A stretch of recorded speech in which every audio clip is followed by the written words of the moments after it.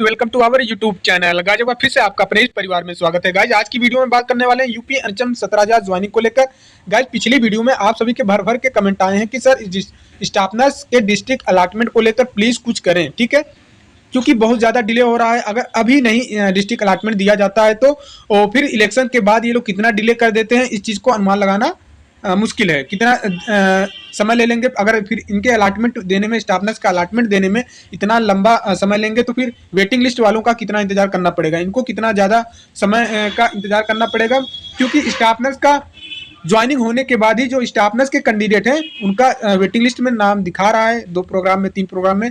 अगर इनका चुनाव के बाद ज्वाइनिंग करवाते हैं या चुनाव के बाद ये डॉक्यूमेंट वेरिफिकेशन और जिला अलॉटमेंट का प्रोसेस होता है तो फिर वेटिंग लिस्ट वालों को लगता है 2025 में तो नंबर ही नहीं लगने वाला है। इसलिए आप सभी लोगों का कमेंट आ रहा था कि सर प्लीज कुछ प्रयास करें, ठीक है, तो उसी को लेकर हम बात करने वाले हैं। पिछले वाले वीडियो में भी हम बताए थे कि सोमवार को 10 बजे क्या मुहिम है, उस चीज को आप लोग थोड़ा ध्यान जरूर दीजिएगा।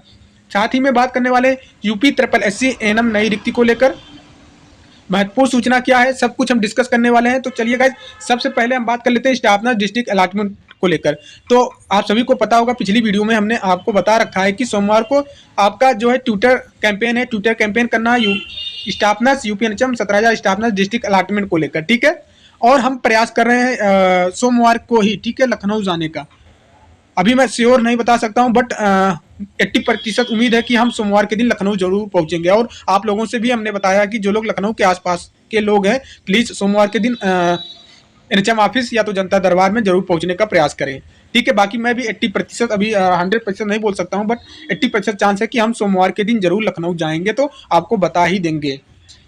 और उम्मीद यही है कि इस बार जरूर, क्योंकि अभी हम व्यस्त थे, आपने देखा होगा ARO का एग्जाम को लेकर जो हमारे प्रयागराज में प्रोटेस्ट हो रहा था, 4 दिन 5 दिन लगातार तो प्रोटेस्ट हुआ। तो अब जाके कुछ रिलैक्स हुए हम कि अब खुशी मिली, एग्जाम फाइनली कैंसिल हो गया है, एग्जाम अब होने वाला है, ठीक है। तो सफलता मिल गई वो प्रोटेस्ट का, तो अब जाके हम फ्री हुए हैं। और एएनएम वालों के लिए तो क्लास भी नहीं दे पा रहे थे। आज ही पीरियड में मैंने एएनएम यूपी SSSC एएनएम को, ठीक है, यूपी SSSC एएनएम नई भर्ती को लेकर आरटीआई भी लगाया है, ठीक है, आरटीआई भी लगाया है, वो भी हम डिस्कस करेंगे, ठीक है। तो आप सभी लोग जो भी स्टाफ नर्स डिस्ट्रिक्ट अलॉटमेंट को लेकर परेशान हैं, ठीक है, आप लोग जो लोग पहुंच सकते हैं लखनऊ पहुंचे, अदरवाइज आज अपने मोबाइल से, ठीक है, ट्वीट करके अपने मुहिम में साथ दें, ठीक है। तो वेटिंग लिस्ट वालों के लिए कितना लंबा इंतजार करना पड़ेगा ये भी हम डिस्कस करेंगे। तो पहले हम बात कर लें यूपी SSSC एएनएम नई भर्ती को लेकर जो हमने आरटीआई लगाया है, ठीक है, वो दिखा देते हैं एक बार आपको। तो आप देख सकते हैं आज ही की डेट में, ठीक है, आरटीआई लगाया गया है। यहाँ पे आप देख सकते हैं श्वेत कमल नाम और डेट भी देख सकते हैं। तो यहाँ पे फाइनली हम आरटीआई लगा चुके हैं। और आप यहाँ पे आपको दिखाई दे रहा होगा कि ये फैमिली वेलफेयर को आपने क्यों लगाया है, यूपी SSSC की तरफ से भर्ती आती है तो फैमिली वेलफेयर को क्यों आपने आरटीआई लगाया, ये आपके मन में सवाल उत्पन्न जरूर होगा। तो इस चीज़ के लिए भी हम डिस्कस कर लेते हैं, इसका भी जवाब दे देते हैं आपको। गाइज ये जो, ठीक है, आपने इसका मैंने दिखाया था एक पीडीएफ, ठीक है, जो भेजा गया था परिवार कल्याण उत्तर प्रदेश की तरफ से, ठीक है, परिवार कल्याण उत्तर प्रदेश के तरफ से भेजा गया था किसको, समस्त चिकित्सा अधिकारी को, ठीक है, समस्त मुख्य चिकित्सा अधिकारी को भेजा गया था। और इन्होंने बोला था कि एएनएम न्यू भर्ती के लिए जितने भी पोस्ट, जितने भी वैकेंसी खाली है कैटेगरी वाइज, उसका डेटा आप हमें 16 तारीख तक दे दें, 16 फरवरी तक दे दें, ठीक है।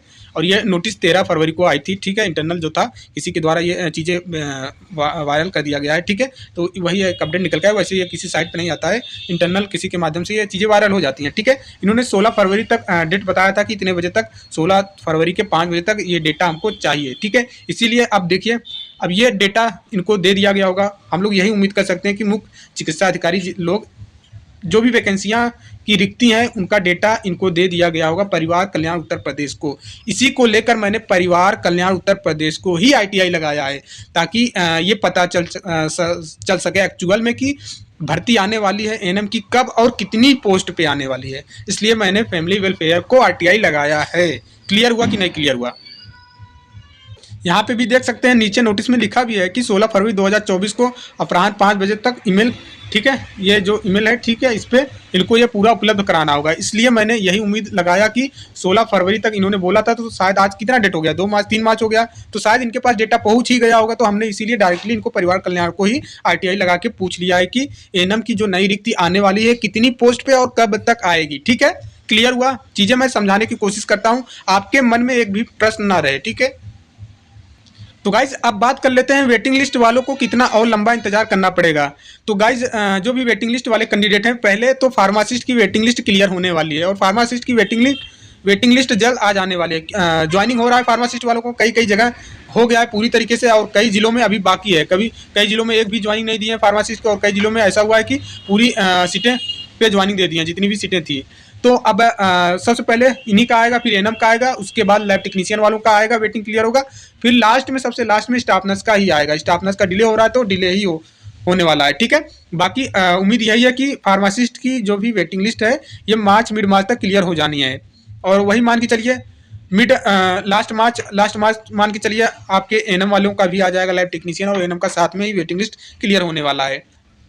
बाकी जितना डिले अगर ये लोग स्टाफ नर्स में करेंगे अभी अलॉटमेंट देने में, ज्वाइनिंग देने में, उतना डिले स्टाफ नर्स के वेटिंग लिस्ट वालों को उतना ज़्यादा इंतजार और करना पड़ेगा, ठीक है। इसी को लेकर ज़्यादा वेटिंग लिस्ट वालों को ज़्यादा इंतजार ना करना पड़े, इसी को लेकर हम प्रयास कर रहे हैं अपने तरफ से जितना हो रहा है, ठीक है। बस आप लोग सपोर्ट बनाए रखें।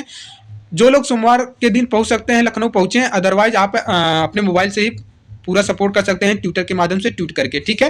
अब भी हम फ्री हो चुके हैं, ठीक है। जो सब ज़्यादा लोड था आरओ एग्जाम को लेकर, ठीक है, बहुत ज़्यादा कैंडिडेट परेशान हुए थे। 10 लाख कैंडिडेट एग्जाम में 10 लाख कैंडिडेट थे, मैक्सिमम तो इलाहाबाद से ही थे। इसलिए हमने आपके लिए देखिए अभी क्लास की भी वीडियो नहीं दी है और लगातार अपडेट भी नहीं दे पा रहे थे। अब हम फ्री हैं और सोमवार को पूरी पॉसिबिलिटी है कि हम जरूर पहुँचेंगे।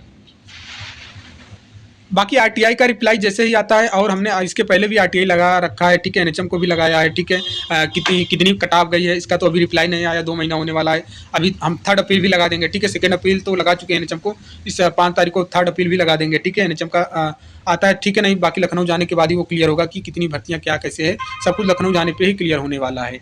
बाकी जैसे ही रिप्लाई आता है हम वीडियो के माध्यम से अपडेट कर ही देंगे। तो गाइज यही एक अपडेट था, मिलते हैं नेक्स्ट वीडियो में, तब तक के लिए जय हिंद।